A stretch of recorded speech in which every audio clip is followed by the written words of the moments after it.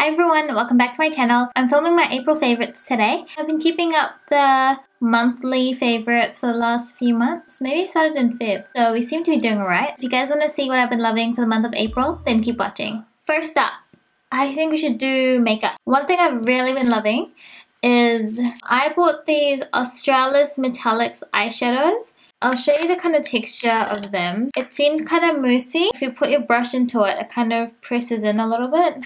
This is the gold one, and it's called Pearl Jammin'. Did you guys see that? Like, that's crazy. It's ridiculous. And like, I didn't even double dip. Like, that's just what it looks like. And it obviously, as you can tell, a little goes a long way. It just photographs really well. It looks very pretty on your eyelids. I have the shades Pearl Jammin', which is like a gold. That's the one that I've shown you guys here. And then I also have Guns and Rose Petals, which is more of a pearl pink.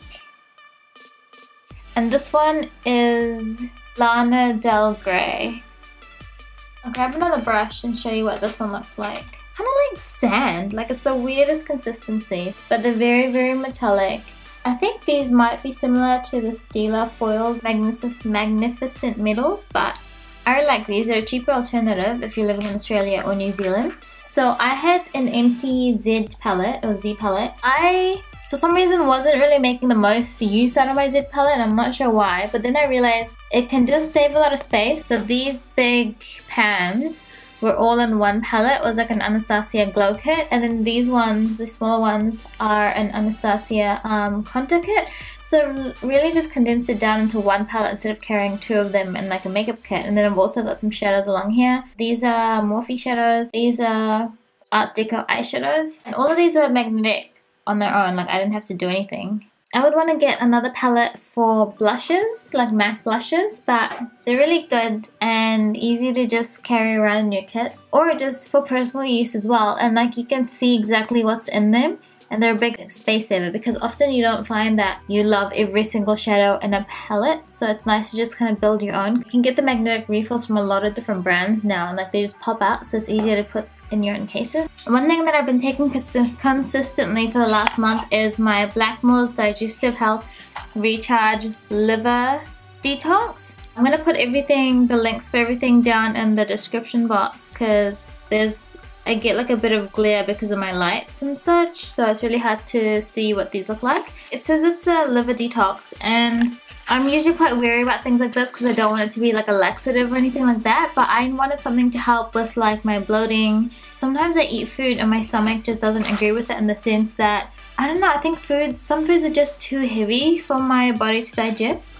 So it says it's detoxification, liver function and health, digestive aid, antioxidants and energy support. And what I found is that it really helped with my bloating a lot. Like, I just didn't feel so gross and like a little baby whale. So I did use it for a month. I think I have like a little bit of it left. So all I would do is grab a teaspoon and put a teaspoon of it inside a little bit of water. It didn't taste really odd either. Like, it just kind of tasted a little bit lemony.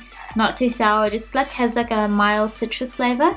So I would be fine with just taking it, but would definitely recommend this. I think it was about like $20 something, but I haven't repurchased it because I was just trying to see if my body, how it's doing now after taking it, you know what I mean? So now I've just been keeping up with my water intake and just monitoring my stomach, trying to figure out what exactly I just don't like, or it's too heavy for me, things like that. And it wasn't like a laxative or anything like that. It was just like a nice natural thing that makes you feel a little bit better and like helps your stomach out, helps your liver out, things like that. So yeah, if you're a freelance makeup artist, or if you are someone who just likes to keep your makeup and brushes really clean and sanitized, then what I've been loving lately, well, I've been loving this longer than the last month actually, I've been loving it for a while, is my little combos of what I use to clean brushes. This is just spot clean, by the way. This isn't deep cleaning. I deep clean my brushes quite often too with like baby shampoo, but this is just kind of like spot brushes like in between. So this is just a brush cleaner. This one's by Beauty So Clean. Then I also have the Diggers Isopropyl Alcohol. So this is also something else that I use to wipe everything down. This I got from Bunnings.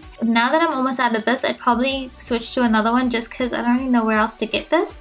If you guys have any recommendations for brush cleaners, then do let me know because I'd love to check them out. I know that MAC has one. I haven't tried out their one. And Cinema Secrets is really hard to get a hold of. So put your suggestions down below because I'd love to know. So those are faves. Another favorite, oh my gosh, is my Himalayan salt lamp. So my best friend Aya got this for me this month for my birthday.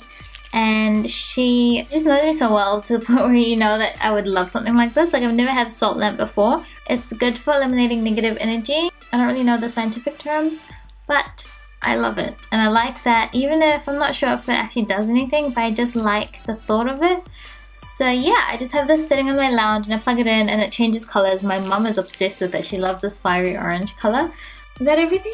Lastly, really quickly, my favorite moisturizer, my body moisturizer has been this Johnson's Bedtime Baby Oil. I think I forgot to mention in my last month's favorites.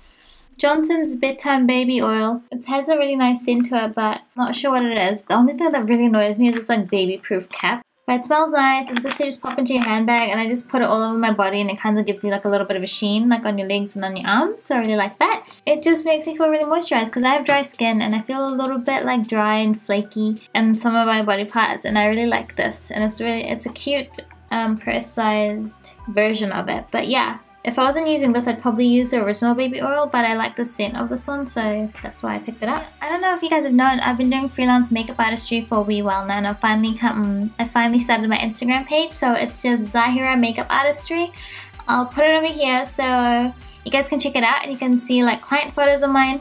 Well, client photos. Go follow that page if you guys want to keep up with my freelance makeup artistry work. Anyways, so yeah, that's about it. I'll see you guys in the next video. Bye guys!